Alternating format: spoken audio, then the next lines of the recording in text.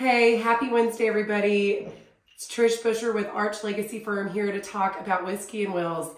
And let me introduce you to the man himself, Woodford. So this is my dog, Woodford. Yes, he is named after the bourbon. And let me see. Baby, calm down, boo-boo.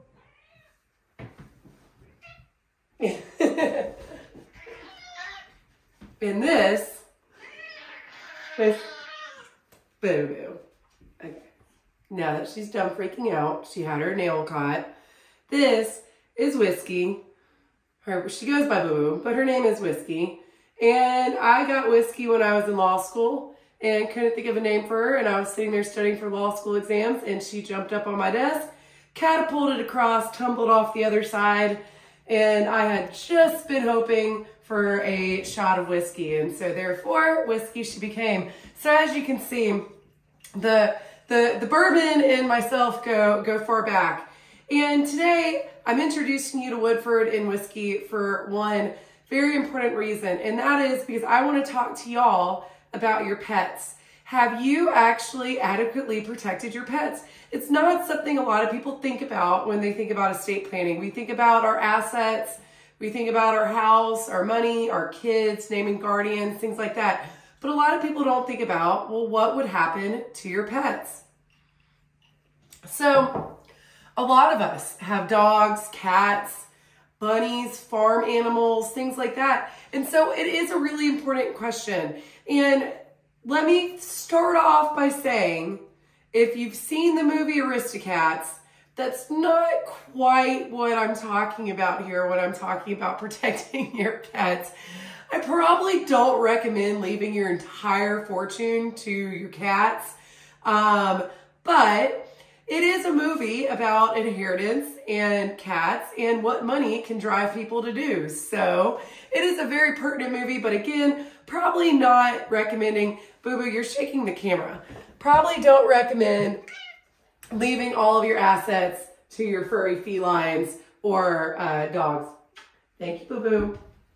So when it comes to pets and taking care of them, number one, how many do you have? How old are they? What type of animals are they? These are all very important questions.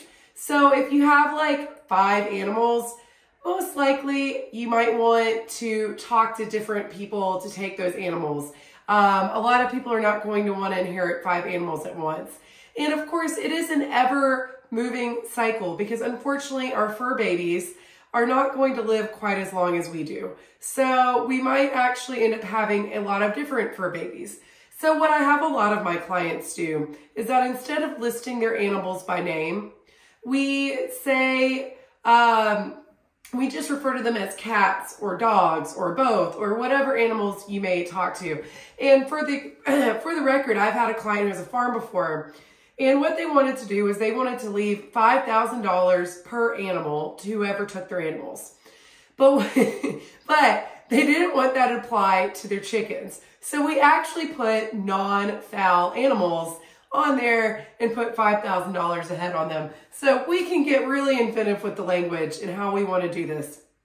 So that is an idea, and that is something we do a lot. I have my clients talk to their friends, their family, figure out who's going to take their animals.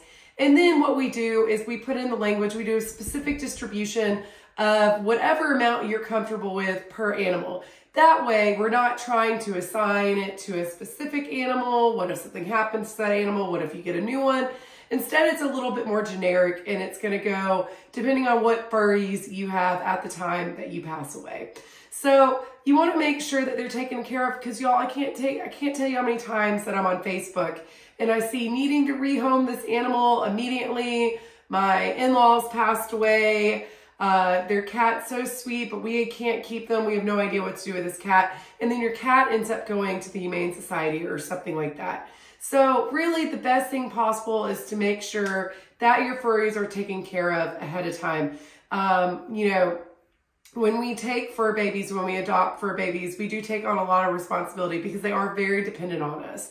And so it is really important to make sure that they are taken care of. Again, maybe not so much leaving them millions of dollars directly, but at least making sure that they're taken care of.